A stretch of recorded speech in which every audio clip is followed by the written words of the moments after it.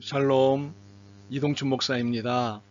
오늘도 여러분의 삶이 주님의 평안으로 가득하시길 기원하며 하나님의 말씀을 나누겠습니다. 오늘 말씀은 로마서 12장 1절에서 2절 말씀입니다. 그러므로 형제들아, 내가 하나님의 모든 자비하심으로 너희를 권하노니 너희 몸을 하나님이 기뻐하시는 거룩한 산제물로 드리라. 이는 너희가 드릴 영적 예배니라.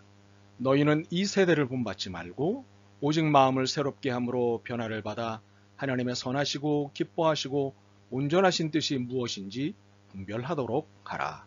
아멘. 로마서 12장 1절과 2절 말씀을 본문으로 로마서 강의 41번째 시간 영적 예배와 영적 분별력이라는 제목의 말씀을 나누도록 하겠습니다. 우리 고전에 홍길동전이 있죠. 홍길동전에 보면 홍길동이 서자의 서름을 견디다 못해 집을 떠나면서 하는 말이 있습니다. 아버지를 아버지라 못 부르고 형제를 형제라 못 부르는 한이 크옵니다. 저는 이 대목을 만날 때마다 무언가 속에서 복받쳐오는 감정을 느낍니다. 아버지를 아버지라 못 부르는 그 심정에 대해 가슴이 미어지는 아픔을 공유합니다. 그러면서 이런 상상을 해봅니다. 내가 만일 하나님을 아버지라고 부르지 못하게 된다면 과연 살 수 있을까? 답은 살 수 없다입니다. 왜 살 수 없을까요? 하나님을 아버지라 부르는 것은 내가 살아있다는 증거요. 내가 하나님의 아들이라는 증표이기 때문입니다. 하나님이 내 아버지가 아니라면 나는 살아도 산 것이 아니요 죽어도 하늘에 보장이 없기 때문에 나는 목에 칼이 들어와도 하나님을 아버지라고 말할 수밖에 없습니다. 바로 이것을 신앙 고백이라고 합니다. 그런데 이 신앙 고백이라는 것은 단지 말로만 해서는 안 됩니다. 고백은 단순한 말이 아니라 행위이기 때문입니다. 예를 들어 우리가 사랑한다고 말할 때 입술로만 사랑한다고 하면 누구든 잘할 수 있습니다. 물론 이런 말도 쑥스러워하는 분이 있기는 하지만 보통은 말로는 잘할 수 있습니다. 그러나 사실 사랑은 말이 아니라 행위입니다. 만약 예수 그리스도께서 사랑한다고 말은 하시고 십자가를 지는 행위는 없으셨다면 사랑으로서의 구원의 역사는 이루어지지 않았을 것입니다. 그러므로 사랑의 고백처럼 신앙 고백은 행위를 요구합니다. 그래서 바울은 로마서 11장을 끝내자 12장부터 마지막 장인 16장에 이르기까지 믿음을 기본으로 한 그리스도인의 행위에 대해 권면을 합니다. 오늘 우리가 읽은 12장 1절과 2절은 바울이 그리스도인의 행위를 설명하는 서론에 해당합니다. 1절입니다. 그러므로 형제들아, 내가 하나님의 모든 자비하심으로 너희를 권하노니 너희 몸을 하나님이 기뻐하시는 거룩한 산제물로 드리라. 이는 너희가 드릴 영적 예배니라. 몸은 무엇을 의미합니까? 행위를 의미합니다. 그리고 삶을 의미합니다. 구원을 얻음에 있어서 행위는 필요치 않습니다. 믿음만이 필요합니다. 그러나 구원을 얻은 후에는 믿음이 있음을 보이는 행위가 필요합니다. 이것을 삶으로 드리는 예배라고도 하는 영적 예배입니다. 어떤 이들은 영적 예배를 무슨 신령한 중에 드려지는 예배라고 생각합니다. 어떤 이들은 성령님으로 충만한 중에 드리는 예배라고 생각합니다. 물론 이 말이 틀리지 않습니다. 그러나 로마서에서 말하는 영적 예배는 이런 것이 아닙니다. 로마서는 삶으로 드리는 예배, 몸으로 표현하는 예배를 영적 예배라고 말씀합니다. 그러므로 내가 사는 일체의 삶이 예배가 된다는 것입니다. 그렇다면 기본적인 생활인 의식주, 즉 먹고 자고 입는 생활에서부터 직장생활, 사업, 접대, 교제에 이르는 사회생활에 이르기까지 모든 삶이 예배가 된다는 것입니다. 바로 이것을 하나님이 원하시고 기뻐하신다는 것입니다. 너희 몸을 하나님이 기뻐하시는 거룩한 산제물로 드리라. 그런데 하나님이 기뻐하시는 영적 예배는 거룩과 살아있음이 중요합니다. 너희 몸을 하나님이 기뻐하시는 거룩한 산제물로 드리라. 거룩이 무엇입니까? 죄 없는 순결함을 말합니다. 하나님 앞에 당당한 정결함을 말합니다. 살아있음은 무엇입니까?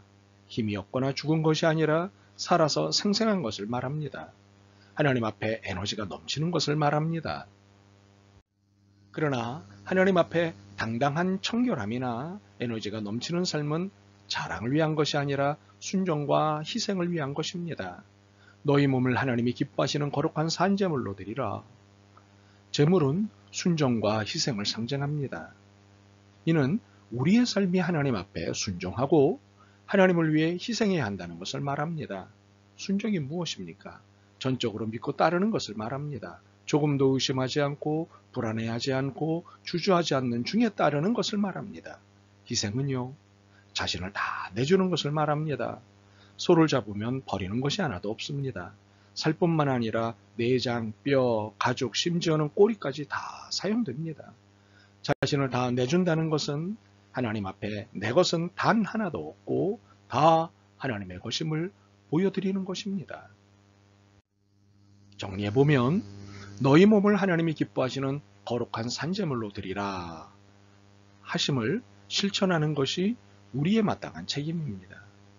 그러나 이 기본적인 입장, 즉 나를 산제물로 드리는 삶, 내 생활 전체를 주님이 기뻐하시는 영적 예배로 사는 삶, 이 말만 가지고는 너무도 막연합니다. 그래서 2절을 말씀하십니다. 너희는 이 세대를 본받지 말고 오직 마음을 새롭게 함으로 변화를 받아 하나님의 선하시고 기뻐하시고 온전하신 뜻이 무엇인지 분별하도록 하라. 우리가 절대로 주의해야 할 것은 하나님의 뜻이 무엇인지를 분별하는 것에 있습니다. 만약 우리가 하나님의 뜻을 놓치면 순종은 맹목적이 되고 희생은 무의미해집니다. 삶은 목적이 없어지고 믿음은 단순한 구호에 불과해집니다. 그러므로 영적 예배, 즉 일상에서 그리스도의 믿음을 보이는 행위로서의 삶은 철저히 하나님의 뜻이 무엇인지를 쫓아 사는 삶이 되어야 합니다.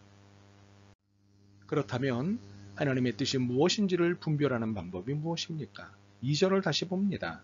너희는 이 세대를 본받지 말고 오직 마음을 새롭게 함으로 변화를 받아 하나님의 선하시고 기뻐하시고 온전하신 뜻이 무엇인지 분별하도록 하라. 바울은 여기서 두 가지 방법을 제시하고 있습니다. 첫 번째 방법은 이 세대를 본받지 않는 것입니다. 본받는다는 것은 그대로 따른다는 것을 말합니다.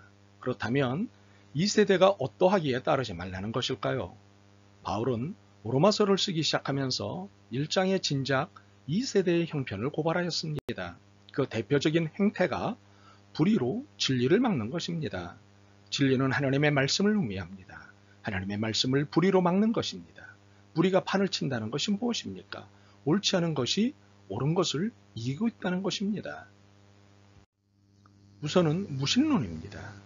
이는 하나님을 알만한 것이 그들 속에 보임에도 하나님을 의도적으로 무시하는 것입니다. 또한 범신론입니다.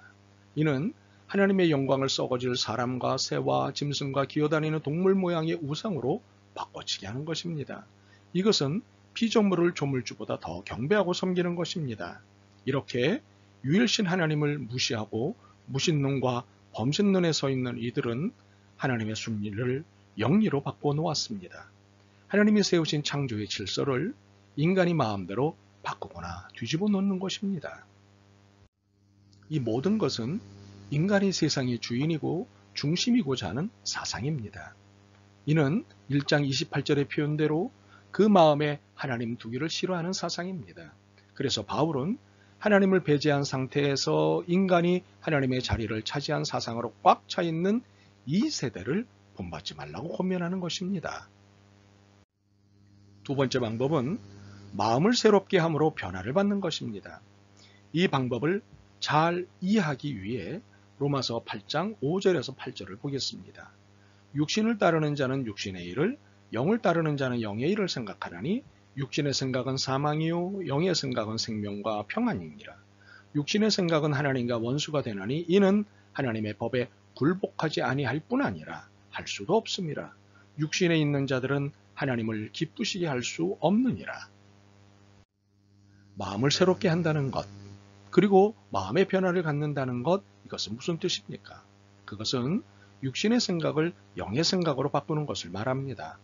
사망의 생각에서 생명과 평안의 생각으로 바꾸는 것을 말합니다. 즉 인간 중심적 사고에서 하나님 중심적 사고로 사고의 근본 체질을 바꾸는 것을 말합니다. 이는 매사에 하나님의 선하시고 기뻐하시고 온전하신 뜻을 찾고자 하는 체질로 바꾸는 것을 말합니다. 우리에게는 여전히 죄에 매여 살던 습관이 있습니다. 그래서 육신적인 사고를 하게 됩니다. 하나님의 배제된 상태에서 내 경험과 세상의 풍조를 따라 일을 결정해버립니다. 이는 개인, 가정, 직장의 일뿐만 아니라 교회의 일, 하나님의 일까지도 이렇게 한다는 사실입니다. 이는 비극이 아닐 수 없습니다. 기가 막힌 일입니다.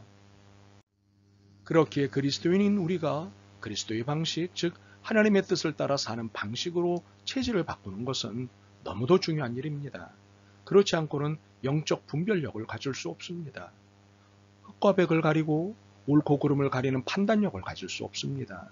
결국 하나님의 뜻과 아닌 것을 가리는 능력을 가질 수 없게 됩니다. 그러므로 모든 그리스도인은 이 능력을 사모하여 지니고 있어야 할 것입니다. 자기들 주장이 강하지만 그런대로 잘 살던 집사 부부가 있었습니다. 어느 봄날 남편이 논의 형편을 살피러 나갔다가 뜸부기를 발견하곤 그 놈을 산채로 잡게 되었습니다. 뜸부기가 몸에 좋다는 소리를 들었기에 남편은 단걸음에 달려와 뜸부기의 털을 뽑기 위해 물을 끓여서는 그 놈을 넣고 있었습니다. 이 광경을 지켜보던 부인이 대뜸 그놈 앙컷이네 하는 것이었습니다. 그러자 남편이 이놈은 수컷이야 라고 대꾸하였습니다. 그러나 부인은 다시 앙컷이라고 말했고 남편 또한 수컷이라고 응수했습니다. 그러기를 수차례 반복이 되던 끝에 화가 난 남편이 뜸부기를 내동댕이 치고는 경운기를 몰고 나갔습니다. 그런데 몇 시간 뒤 남편은 싸늘한 시체가 되어 부인에게 돌아왔습니다. 사연인즉 그 길로 경운기를 몰고 나가서는 술을 마셨습니다. 그리고 만취 상태에서 경운기를 몰고 오다 논두렁으로 굴러 경운기에 갈려 죽은 것입니다. 이 부부의 안타까운 사건에서 보고 싶은 것이 있습니다. 그것은 분별력에 관한 것입니다. 이들은 나름의 분별력을 지니고 있었습니다. 그러나 둘 중에 하나는 틀린 분별이었고 이들의 분별력은 싸움을 일으켰고 결국은 죽음을 가져왔습니다. 그러므로 이들의 분별력은 처음부터 모두 잘못된 분별력이었던 것입니다. 우리가 하나님으로부터 받은 사명은 생명을 낳고 생명을 부여하는 것으로서의 영적 분별력입니다. 평화를 만들고 평화를 낳게 하는 영적 분별력입니다. 그렇게 하나님의 뜻을 찾는 영적 분별에 싸움과 전쟁과 불안과 사망이 나아진다면 이는 잘못된 것입니다. 이러한 경우에는 처음부터 다시, 근본부터 다시 분별력을 진행해야 합니다. 하나님은 우리에게 모든 삶을 예배자의 삶으로, 예배자의 자세로 살라고 말씀하셨습니다. 그리고 바른 예배자의 삶을 살기 위해서는 영적 분별력을 키워야 한다고 말씀하셨습니다. 참으로 영적으로 애써야 할 일들이 시작된 것입니다. 그러나 애씀은 우리를 살리고 평안케 하시기 위한 것입니다. 이 사실을 어느 한순간도 잊지 않기를 바랍니다. 아멘. 주님, 저희가 모든 영역에서 일상의 영적 예배자의 삶을 살아야 한다는 사실을 깨달았습니다. 또한 하나님 나라를 위한 영적 분별력을 갖고 살아야 한다는 것도 깨달았습니다. 이 모두의 삶을 살아낼 수 있도록 지혜와 믿음 그리고 결단력을 허락하옵소서. 예수 그리스도의 이름으로 기도드립니다. 아멘. 오늘도 여러분의 믿음과 삶을 응원합니다. 사랑합니다.